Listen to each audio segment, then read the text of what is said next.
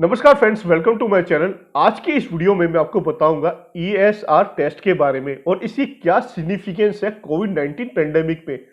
देखिए friends, ESR की जो फुल फॉर्म होती है वो होती है इरिथ्रोसाइट सेडिमेंटेशन रेट, यानी कि जिस रेट पे आपके red blood cell test tube के अंदर में 1 घंटे के अंदर में सेटल हो जाते हैं, उसी रेट को ईएसआर बोला जाता है।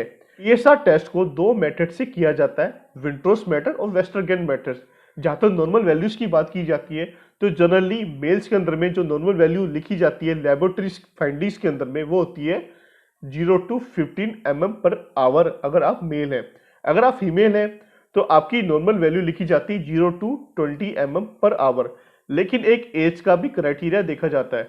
अगर आपकी एज मोर देन 30 है तो यही कहा जाता है कि आपको अपनी एज को डिवाइड बाय 2 कर लेना है अगर आप मेल हैं। यानी कि कोई मेल है, अगर उसकी एज अबाउट 30 है तो उसका जो नॉर्मल ईएसआर होगा वो 15 होएगा। सिमिलरली अगर कोई मेल जिसकी एज 48 है तो उसका जो ईएसआर लेवल होगा वो 24 होएगा नॉर्मल। तो इस बात को भी आपको ध्यान रखना है। लेकिन फीमेल्स के अंदर में आपको +10 करना पड़ेगा, यानी कि कोई फीमेल है, उसकी एज 48 है, उसको हम डिवाइड बाय 2 करते हैं तो उसकी ईएसआर की जो वैल्यू आएगी वो 24 आती है। लेकिन उसमें हमें +10 करना पड़ेगा क्योंकि वो फीमेल है। तो उसका जो नॉर्मल ईएसआर का जो लेवल आएगा फाइनली वो होएगा 34। यानी कि अगर कोई फीमेल पेशेंट है, उसकी एज 48 है तो उसका जो नॉर्मल ईएसआर होना चाहिए वो 34 होना चाहिए। 48 डिवाइड बाय 2 +10 वो उसका ईएसआर लेवल होना चाहिए। उम्मीद करता हूँ कि आप इन बातों का जरूर ध्यान रखेंगे जब भी आप अपनी ईएसआर को इवेल्युएट करेंगे।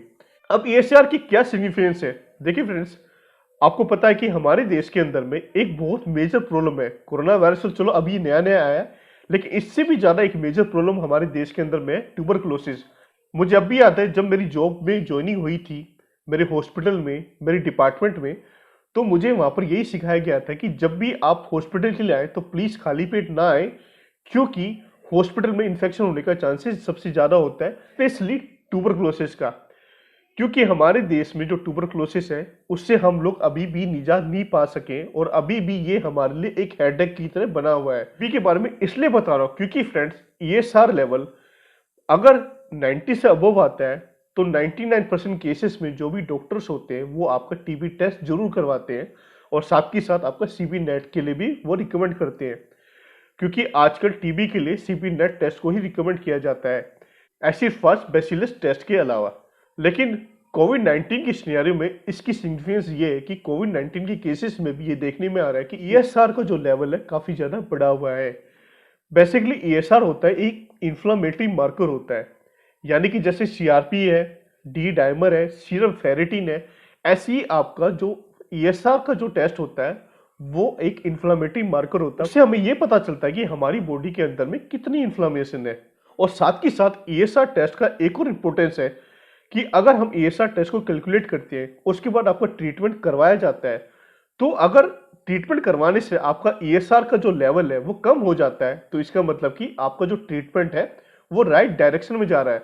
लेकिन अगर वो ईएसआर का लेवल कम नहीं होके फिर बढ़ ही जा रहा है तो इसका मतलब कि ट्रीटमेंट को चेंज करने की जरूरत है। तो ईएसआर का एक प्रोग्नोस्टिक वैल्यू भी है और साथ में डायग्नोसिस करने के लिए उसकी इंपॉर्टेंस तो है ही।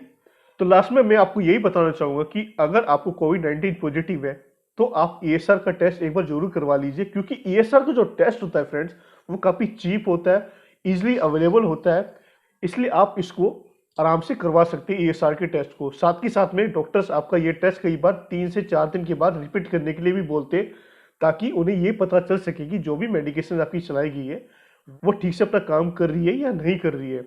और अगर आपका ईएसआर का लेवल मोर देन 100 चला जाता है तो मैं आपको रिकमेंड करूंगा कि आप घर पे ना रहे, आपको उस कंडीशन में एक बार हॉस्पिटल में जरूर चले जाना चाहिए। एक बात और मैं आपको बताना चाहूंगा कि अभी रिसेंटली जो डॉक्टर्स हैं वो सीआरपी पे ज्यादा फोकस करते हैं in compare to ESR, because देखने में ये आता है कि कभी कभी जो ईएसआर होता है वो कुछ केसेस में ट्रीटमेंट ठीक होने के बावजूद भी डाउन नहीं होता है, लेकिन जो सीआरपी होता है उसकी सेंसिटिविटी थोड़ी ज्यादा होती है। अगर ट्रीटमेंट ठीक से चलता है तो सीआरपी लेवल डाउन होना स्टार्ट हो जाता है। इसलिए रिसेंटली सीआरपी का ज्यादा इंपॉर्टेंस दी जा रही है ईएसआर के कंपेयर में। लेकिन ईएसआर फिर भी चीप टेस्ट है, इजिली अवेलेबल है, इसलिए अभी भी इसकी एक यूनिवर्सल इसकी सिग्निफिकेंस अभी भी बनी हुई है ईएसआर की। तो उम्मीद करता हूं फ्रेंड्स, मैंने जो आपको ईएसआर के बारे में, इरिथ्रोसाइट सेडिमेंटेशन रेट के बारे में जो भी इंफॉर्मेशन दी है वो आपके लिए यूजफुल साबित होगी। अगर आपको मेरी ये वीडियो यूजफुल लगी हो तो प्लीज इसे लाइक एंड शेयर जरूर कर दीजिएगा, और अगर आप मुझे सपोर्ट करना चाहते हैं तो please subscribe my channel. Thank you friends.